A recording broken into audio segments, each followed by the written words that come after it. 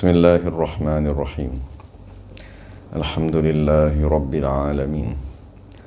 Wassalatu wassalamu ala sayyidil mursalin wa ala alihi wa sahbihi ajma'in. Rabbi shrah lana sudurana wa yassir lana umurana wahlul 'uqdatam min alsinatina yafqahu aqwalana. Thabbit aqdamana wa tammim taqsirana ya rabbana rabbal alamin. La hawla wa la quwwata illa billahil aliyyil azim. La hawla wa la quwwata illa billahil aliyyil azim. La hawla wa la quwwata illa billahil aliyyil azim. Amma ba'd. Allahumma salli wa sallim wa barik ala sayyidina Muhammadin wa ala ali sayyidina Muhammad. Astaghfirullah alladhi la ilaha illa huwa ar-rahmanir rahim. Al-hayyul qayyum alladhi la yamutu wa atubu ilayhi. Allahumma ighfir lana. Alhamdulillah, kita bersyukur kepada Allah Subhanahu wa taala mendapat sama-sama dalam pengajian kitab Risalah Fardhu Ain. Jadi kita sampai muka surat 15. Qala Rasulullah sallallahu alaihi wasallam, la yu'minu ahadukum hatta yakuna hawahu tab'an lima ji'tu bihi. Rawahul Hakim wa Abu Nasr Syajazi fil ibanati wa qala hasanun gharibun. Rasulullah SAW bersabda, tidak sempurna iman salah seorang daripada kamu sehingga keinginannya mengikut ajaran yang daku bawa.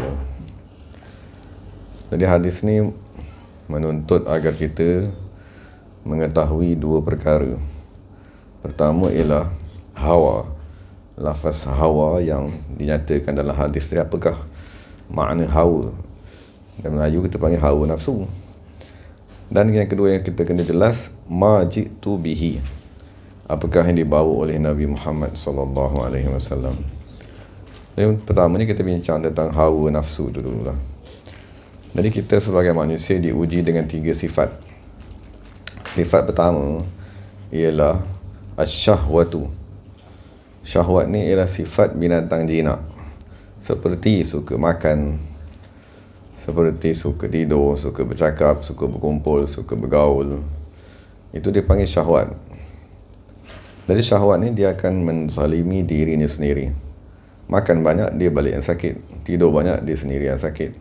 Bercakap banyak, dia sendiri yang dapat mudarat percakapannya. Jadi pertama apabila kita masuk tarekat, yang dijadikan sebagai pantang asas dalam tarekat tadi ialah kita dilarang bercakap, kan? Kita dilarang bercakap banyak, makan banyak dan seumpamanya. Itu pertama sekali sifat yang kita cuba buang, iaitu sifat binatang-binatang jinak yang ada pada diri kita. Lepas tu kalau dah berjaya buang sifat tu, baru kita pergi kepada sifat negatif yang kedua, diistilah sebagai al-ghadab. Al-ghadab tu ialah sifat binatang buas, bermaksud kemarahan.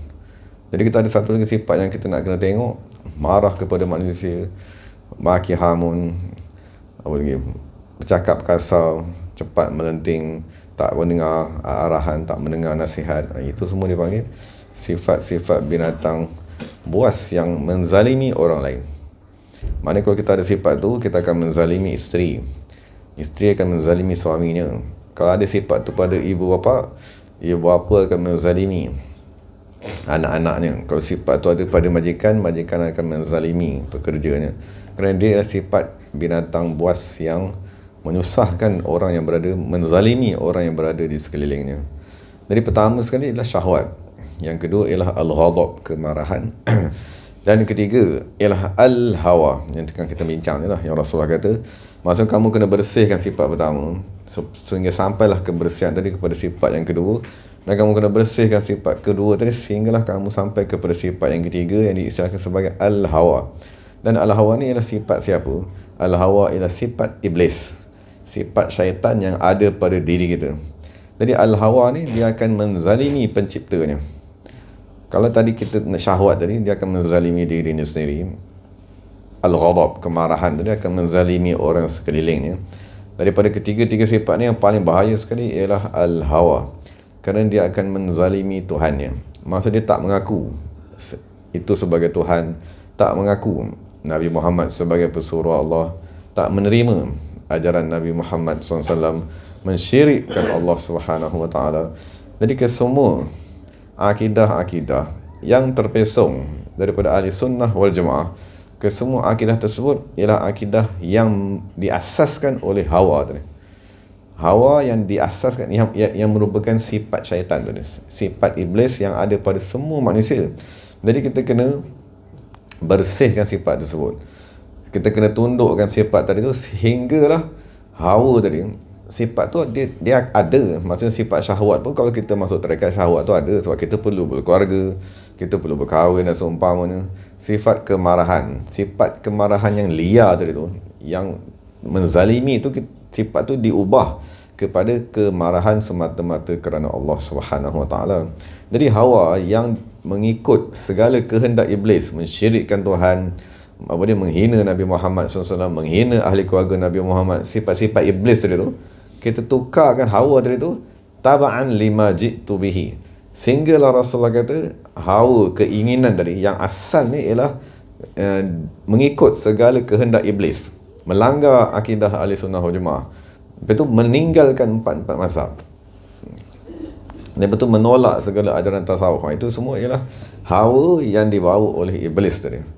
Jadi sekiranya perkara tadi kita dah boleh bersihkan hawa nafsu tadi, dia hendaklah hawa nafsu tadi bertukar daripada mengikut ajaran syaitan, mengikut ajaran yang dibawa oleh Nabi Muhammad SAW.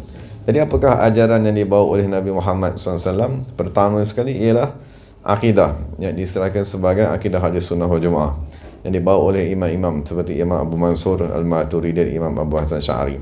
Dan yang dibawa juga oleh Nabi Muhammad ialah ilmu fiqh yang telah disusun di dalam 4 mazhab. Dan yang dibawa juga oleh Nabi Muhammad SAW ialah ilmu tasawuf yang dibawa sampai hari ini oleh ulama-ulama tarekat di seluruh dunia.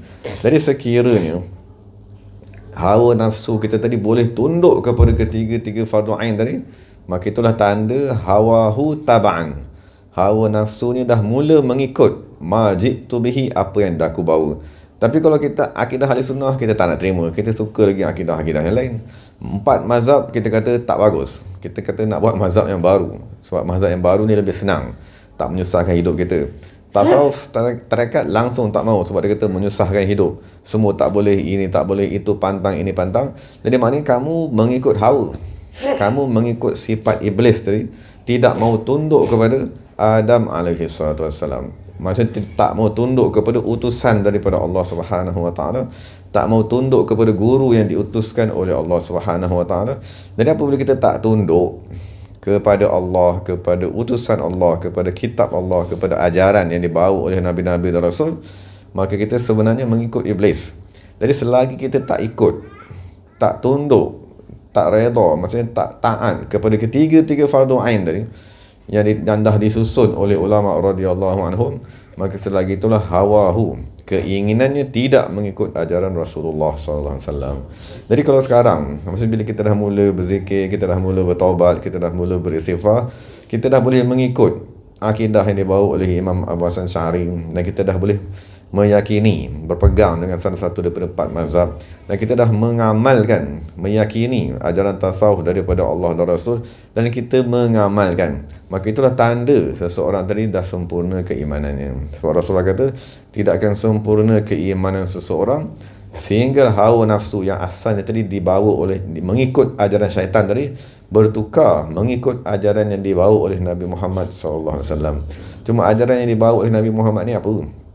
Ajaran yang dibawa oleh Nabi Muhammad ialah fardu ain, akidah, fiqh dan tasawuf, asas kepada ajaran Nabi Muhammad SAW. Maksudnya ulama dah kaji, ulama Islam radhiyallahu anhu dah kaji Quran 30 juzuk dia tu, apakah ajaran yang asas yang dibawa oleh Nabi Muhammad. Maka pertama mereka kata akidah yang berkaitan dengan akal manusia, lepas itu kedua ialah fiqh yang berkaitan dengan tubuh jasmani manusia, dan yang ketiga ialah tasawuf yang berkaitan dengan hati dan roh manusia. Jadi kalau kita menerima ketiga-tiga ajaran tersebut dan kita mengamalkannya, maka itu tanda keimanan kita telah sempurna terhadap ajaran Nabi Muhammad SAW, dan kita amalkanlah. Amalkan, moga-moga Allah mengurniakan kepada kita maqam seterusnya, itu maqam ihsan. Wallahu ta'ala alam. Dari segala yang baik daripada Allah Subhanahu wa ta'ala. segala salah silap daripada diri saya sendiri. Wa aqulu qawli hadza wa astaghfirullahal azim li wa lakum wa li sairil muslimin wal muslimat. Bismillahirrahmanirrahim. Rabbana zalamna anfusana wa illam taghfir lana wa tarhamna lanakunanna minal khasirin. Rabbana atina fid dunya hasanah wa fil akhirati hasanah wa qina adzabannar. Subhana rabbika rabbil izzati amma yasifun wa salamun alal mursalin. Alhamdulillahi rabbil alamin. Taqabbalallahu minna wa minkum.